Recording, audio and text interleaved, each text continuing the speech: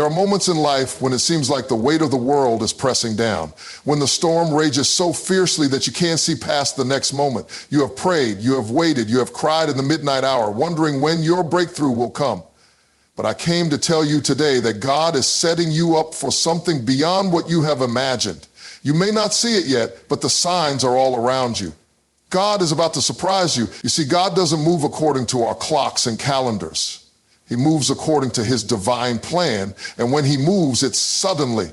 One moment you're standing in the valley, surrounded by trouble, and the next moment you're walking into a season of overflow. The enemy wants you to believe that nothing is happening, that your prayers have hit the ceiling, that your struggle is all there is. But God has already set the stage. He has already lined up the right people, the right opportunities, the right doors. All you have to do is recognize the signs and stay in position. You've been feeling a shift, haven't you? Things that used to satisfy you don't satisfy you anymore. The conversations that used to excite you now feel empty. The places where you once felt comfortable now seem too small. That's because God is stretching you. He's preparing you for something greater. And when God starts preparing you, discomfort is part of the process. You've been feeling unsettled. And that's not a bad thing. It's a sign that God is about to do something new in your life. Think about it. When a baby is growing inside the mother's womb, there comes a point where that womb is no longer big enough to contain the promise. Labor pains begin, and those pains are not a sign of death. They are a sign of new life. Some of you have been mistaking your labor pains for failure. You've been thinking that your struggles mean you're losing, but in reality, you're on the verge of birth. That pressure, that stretching, that discomfort, it's a divine indication that God is about to bring something forth. The enemy wants to distract you right before your breakthrough. Have you noticed how things seem to get worse just when you're about to step into a new season? Have you seen how the attacks increase, how the pressure intensifies, how discouragement tries to creep in? That's not a coincidence. The enemy knows that your blessing is near, and he wants to make you quit before you reach it. He knows that if he can get you to stop believing, stop praying, stop pushing, then you'll miss the miracle that's right in front of you. But I came to tell you today, don't quit. Don't give in to the fear. Don't back down. Don't throw in the towel. The very thing that looks like it's breaking you is actually making you. The very trial that feels like it's overwhelming you is actually positioning you. God is not a man that he should lie. If he said he would bless you, he will bless you. If he said he would make a way, he is the same God who parted the Red Sea, the same God who made water flow from a rock, the same God who raised Lazarus from the dead. If he did it before, he can do it again. Sometimes God will strip things away before he blesses you. You've been losing friendships, losing opportunities, losing things you thought you needed, but don't grieve over what God has removed. He's making room for what's coming next. When a tree is pruned, branches are cut off, not to destroy it, but to make room for new growth. What looks like a loss is actually preparation. What seems like a setback is really a setup. God is cutting away what no longer serves you so he can bring in what will bless you. Look around. Doors that were once shut are about to open. Resources that seemed impossible are about to show up. People who overlooked you are about to recognize the anointing on your life. The connections you thought you missed were never meant for you because God is about to send divine connections that will catapult you into your next level. But here's the key. You have to be ready. You can't step into a new season with an old mindset. You can't carry the baggage of yesterday into the promise of tomorrow. God is calling you to level up. He's calling you to shake off doubt, shake off fear, shake off insecurity. Stop talking yourself out of what he has already given you. Stop looking at your flaws and failures as if they define you. God doesn't call the qualified, he qualifies the called. If he put a dream in your heart, if he placed a vision in your spirit, then he has already equipped you for it. You don't have to have all the answers, you just need to have faith. You don't have to see the whole picture. You just need to take the next step. There are signs all around you. The doors that closed were never meant for you. The rejection you experienced was God's protection in disguise. The delays were divine detours, keeping you from settling for less than what he planned for you. That uneasy feeling, that holy discontentment is proof that God is shifting things in your favor. And when he moves quickly. You are not forgotten. You are not forsaken, and you are not fighting alone. Heaven is backing you up. You are standing on the edge of something incredible. The battle you've been fighting is proof that there is something worth fighting for. The tears you've cried are seeds that are about to produce a harvest. The nights you spent wondering if you would ever see the promise come to pass are about to be replaced with joy that overflows. God has seen every sacrifice, every prayer, every act of faith, and he is getting ready to release what has been held up. So don't faint now. Don't grow weary in well-doing. Keep believing, keep pressing, keep standing on his word. What he has spoken over your life will not return void. He is about to surprise you in ways that will leave you speechless. What seemed impossible is about to become your testimony. What was meant to destroy you will be the very thing that elevates you.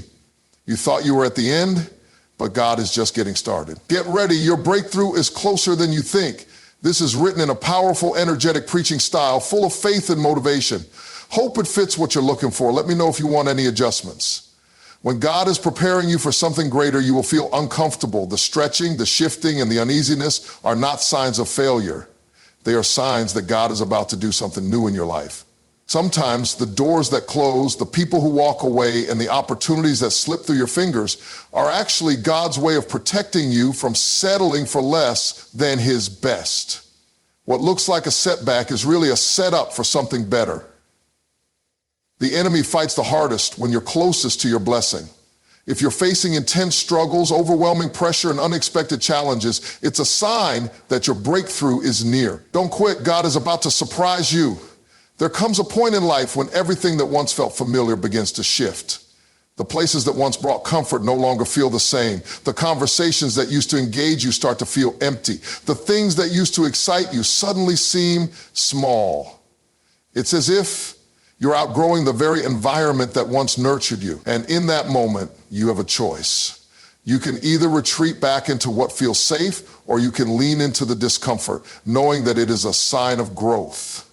Growth is never easy because it demands change.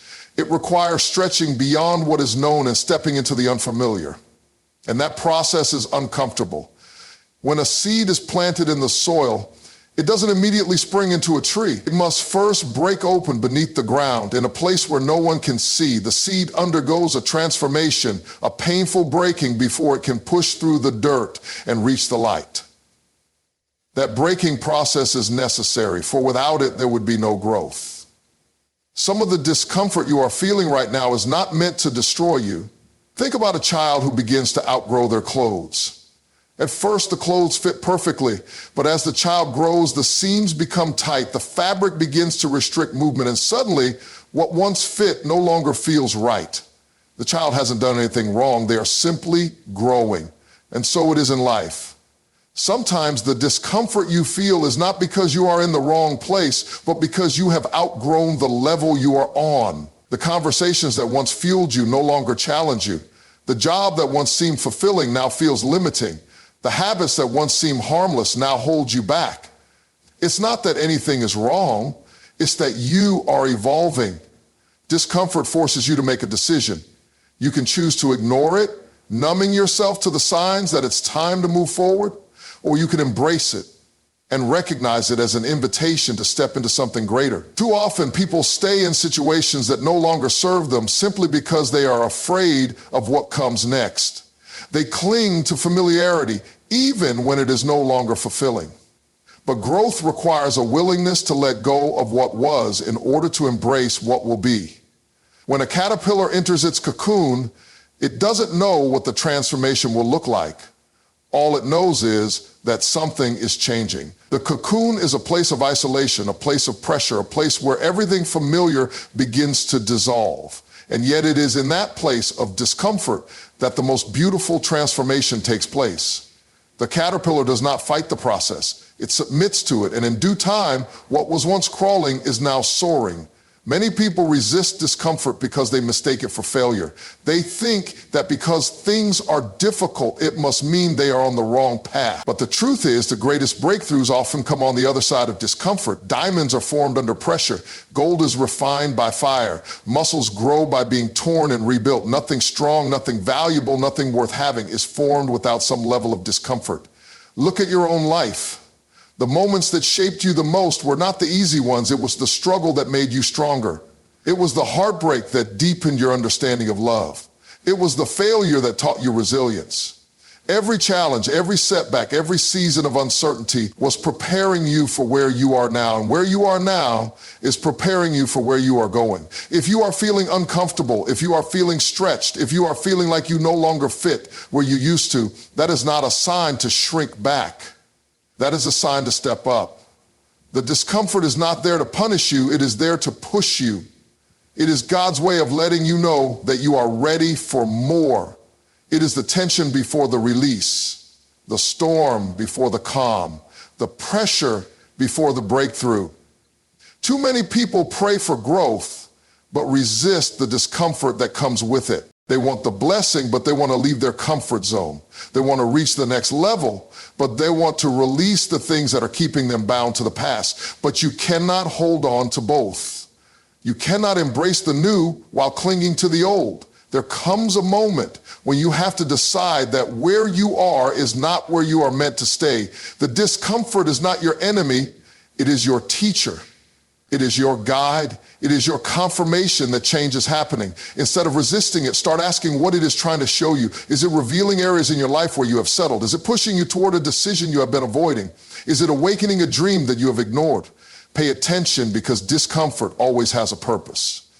There is something greater ahead. There is a version of you that is stronger, wiser, and more capable than you realize. But you will never meet that version of yourself if you stay where it's comfortable. You must be willing to endure the stretching, to embrace the uncertainty, to walk through the process even when you don't understand it. Because on the other side of discomfort is destiny. On the other side of stretching is strength. On the other side of breaking is breakthrough. Rejection is one of the most painful experiences a person can go through. It cuts deep, shakes confidence, and makes you question your worth. When a door closes, when a person walks away, when an opportunity you believed in suddenly vanishes, it can feel like the world is working against you. But what if rejection is not meant to break you, but to build you? What if rejection is not a sign of your failure, but a sign of God's protection? What if the very thing you are crying over is the very thing that is saving you from something that would have destroyed you? Too often people beg God to open doors that were never meant for them. They fight to hold on to relationships that were supposed to end. They chase after opportunities that are beneath what they were created for. And when those things don't work out, they feel abandoned, forgotten, overlooked. But what they don't realize is that every no is making room for a better yes. Every closed door is God's way of redirecting them to something greater. Every unanswered prayer is proof that God sees what they cannot see. Think about all the times in life when you desperately wanted something, but later you realized that not getting it was the best thing that ever happened to you. That job you didn't get, that person who left, that opportunity that slipped away. If you look back now, you can see how things worked out for your good. The job would have drained you. The relationship would have broken you. The opportunity would have taken you off course. But in the moment you couldn't see it, you only saw the rejection. And that's the challenge, learning to trust in the midst of the no, learning to believe that rejection is not a curse, but a blessing in disguise. Rejection is painful because it feels personal. It feels like something was taken from you, like something was denied to you. But what if it was actually God's way of keeping you from settling? What if he closed that door because he knew there was something better ahead? A parent doesn't let their child play with fire. Not because they want to deny them something fun, but because they know the danger that the child does not see. In the same way, God withholds things from you, not because he wants to hurt you. It's easy to trust God when things are going your way. It's easy to believe in his plan when doors are opening and opportunities are flowing. But real faith is trusting him when the door slams shut. Real faith is believing that if something was removed, it was never meant to be yours. Real faith is understanding that rejection is not an obstacle, it's a redirection. Look at the people in the Bible who faced rejection. Joseph was rejected by his own brothers, sold into slavery, falsely accused, and thrown into prison. But every rejection, every setback was positioning him for something greater. If his brothers had never betrayed him, he would have never made it to Egypt. If he had never been thrown into prison, he would have never met the man who would introduce him to Pharaoh. And if he had never met Pharaoh, he would have never become second in command over all of Egypt. What looked like rejection was actually divine placement. What seemed like a curse was actually the foundation for his destiny. David was overlooked by his own family. When the prophet Samuel came to anoint a king, David's father didn't even call him into the room. He was left outside with the sheep while his brothers were considered. But what looked like rejection was actually preparation. While he was in the field, he was developing the skills he would need as king. While he was being overlooked, he was being strengthened. And when the time was right, no amount of rejection could stop what God had planned for him. Sometimes the rejection is necessary to push you into purpose. If people never walked away, you would have never discovered how strong you really are. If doors never closed, you would have never been forced to step into something greater. If everything went the way you wanted, you would have settled for less than what God had in store. The pain of rejection is real, but the protection behind it is even greater. Rejection removes the wrong people so that the right ones can come.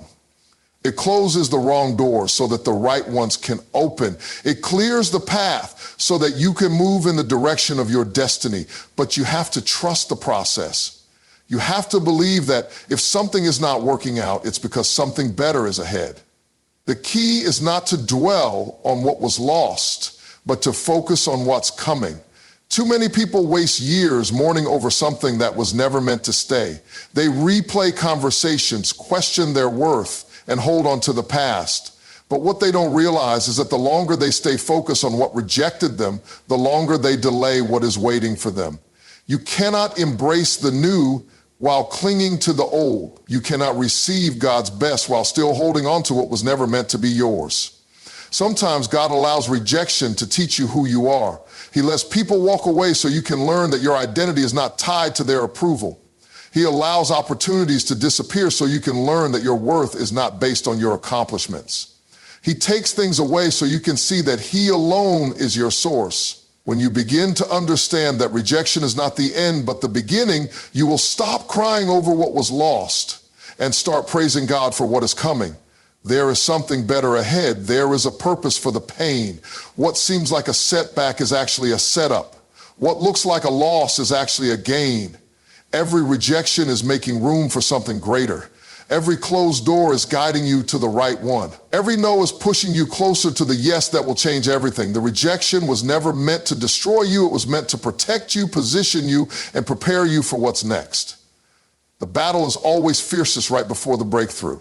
The enemy knows that if he can get you to quit while you're still in the fight, you'll never see the victory that is already set before you. The moment you feel like giving up, the moment the pressure feels unbearable, the moment you wonder if you have any strength left to keep going, that is the moment you are closest to the breakthrough you have been praying for. But too many people give up too soon.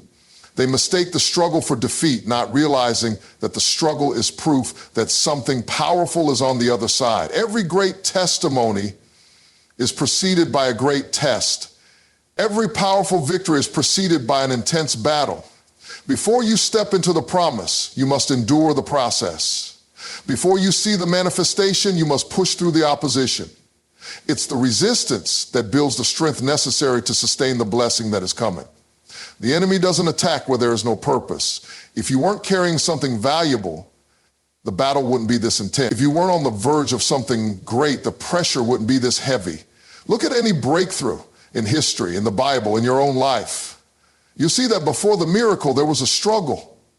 The Israelites were trapped between Pharaoh's army and the Red Sea before God parted the waters. Daniel had to spend the night in the lion's den before he was lifted up and honored. The 3 Hebrew boys had to stand in the fiery furnace before they saw God walking with them in the flames. The battle comes before the breakthrough because it is the battle that prepares you for what's ahead. The enemy wants you to believe that your struggle is evidence that God has forgotten you.